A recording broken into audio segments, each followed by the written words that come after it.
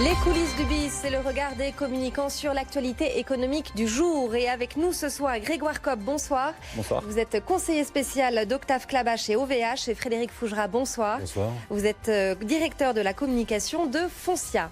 Et on commence tout de suite, messieurs, avec PSA et Fiat Chrysler qui sont prêts à se marier pour devenir le 4e constructeur automobile mondial. L'ensemble pèserait 50 milliards de dollars. Les deux constructeurs le confirment. Des discussions sont bien en cours.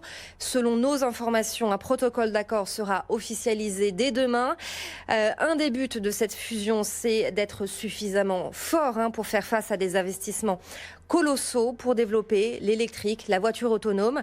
Ces négociations interviennent quelques mois après les précédentes négociations qu'il y avait eu entre Fiat Chrysler et Renault.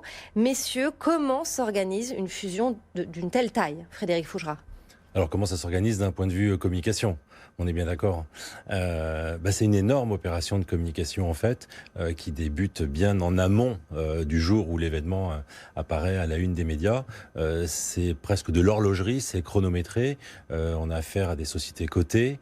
Ça veut dire qu'il y a une obligation de transparence absolue. Dès qu'une information est diffusée, elle doit être partagée de façon égale à l'ensemble des parties prenantes possibles.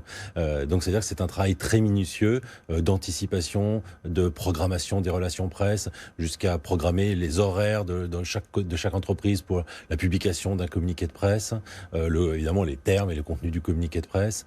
Tout est mesuré, tout est extrêmement mesuré, minutieux. Quand on dit que les deux entreprises ont publié ce matin un communiqué dans des termes quasi identiques, oui, c'est pas exactement le fait du hasard, c'est que ça a été extrêmement travaillé. Peut-être ne se sont-ils pas entendus sur un ou deux mots qui apportent une petite nuance, mais le contenu est exactement le même, le timing est parfaitement le même, c'est très respecté, et tout ça rentre dans un ordre très établi, c'est-à-dire ce matin. Pourquoi ce matin un premier communiqué ? Parce que comme il y allait avoir des discussions en interne, on ne pouvait pas laisser fuiter l'information par une autre partie, donc il fallait donner l'information. L'information ce soir, on confirme que demain, il y aura un engagement de négociation exclusive.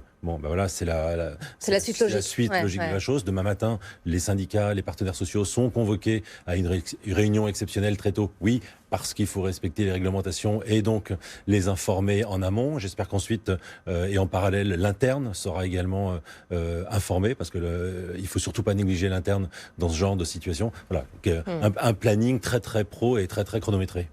Grégoire Copp, comment ça se gère la com sur ce genre de projet, de méga projet ? Alors, honnêtement, tout a presque été dit, mais je pense qu'il y a comme une war room, on fait ça pour la finance, mais on fait aussi ça pour la com. Donc les communicants vont venir défendre leurs intérêts et vont débattre. Et c'est pas évident. C'est pour ça qu'une telle opération, c'est aussi un casse-tête en termes de com, parce que tout n'est pas forcément aligné. Il y a quand même du jeu politique, on sait qu'il y a une répartition des pouvoirs qui est à l'œuvre. Donc chaque boîte va essayer de pousser ces éléments à travers sa communication. Et là, on peut aussi essayer de leverager, de mobiliser ses employés, ses communautés, ces syndicats, parce qu'on voit aussi tout de suite le prisme politique. Et oui, parce qu'il peut y avoir un coût social aussi. Exactement, les syndicats ont déjà réagi, notamment sur Twitter. Donc tout ça doit être anticipé, doit être pris en compte. Et effectivement, on est sur une entreprise cotée, donc il faut faire très attention à ce qu'on dit, parce qu'on est redevable de tout. Frédéric Fougera, ce sont deux groupes familiaux, la famille Agnelli pour Fiat Chrysler, la famille Peugeot pour PSA. C'est un plus dans un mariage de ce genre, dans une fusion ? Alors je suis pas certain que ce soit en plus. En tout cas, c'est probablement plus de difficultés et de complications, parce qu'il y a une dimension affective qui n'existerait pas dans d'autres circonstances. Donc c'est pas seulement deux sociétés, c'est ma société et ta société. Et donc il y a plus d'affect. Il y a beaucoup d'affect, et il y a probablement, comme le disait Grégoire, une recherche ou une volonté plus forte de tirer vers soi, parce que c'est un bébé qu'on lâche quelque part.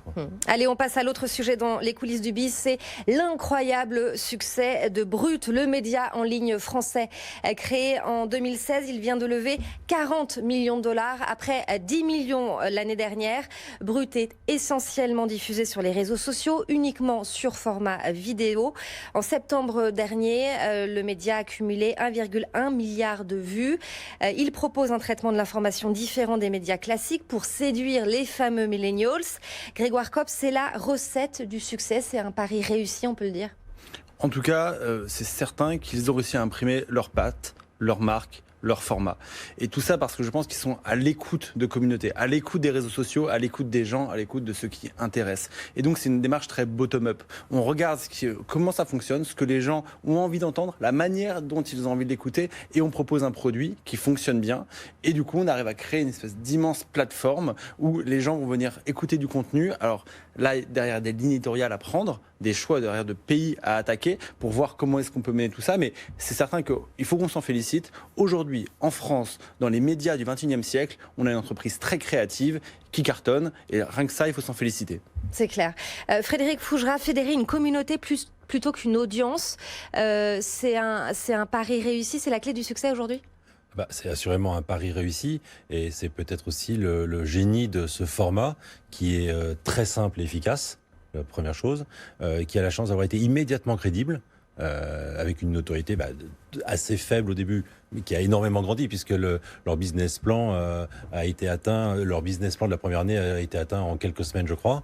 Et puis le choix d'un nom, rien que ça, le choix d'une marque qui déjà en dit énormément, c'est-à-dire que Brut donne le sentiment ou partage l'idée que l'information n'est pas travaillée, n'est pas bidouillée, n'est pas reconstituée. C'est ce qui n'est pas la réalité. Enfin, je dis pas qu'elle est bidouillée, mais il y a un travail éditorial et de journaliste comme dans n'importe quel média. Mais rien que le nom porte l'idée que l'information serait délivrée telle qu'elle est, et donc elle est juste, elle est vraie, et donc ça contribue au crédit et à la force aussi de ce média.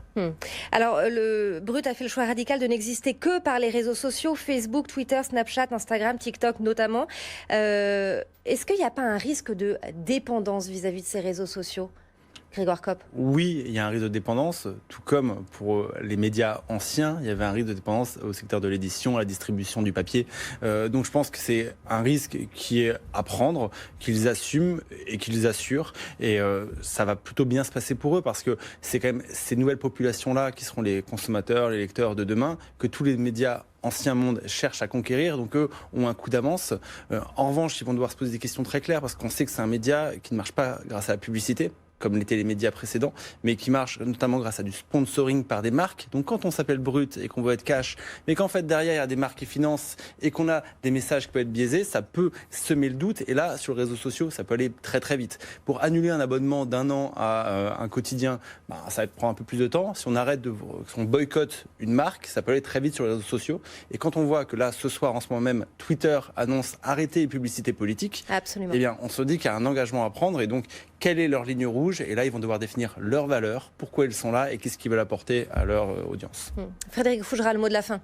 Complètement d'accord avec Grégoire, et moi je pense que c'est peut-être la faiblesse ou le risque là où il faut être attentif, c'est que 50% de l'audience sur Facebook, 30% sur WhatsApp, c'est quand même une grosse dépendance sur seulement deux médias, des médias qui peuvent vite être abandonnés pour n'importe quelle raison. Donc moi je pense que je serais eux, ils m'ont pas demandé mon avis, mais je répartirais un peu plus mes œufs et mes billes pour garantir un mix un peu plus important que 50% sur une seule plateforme, c'est vraiment beaucoup.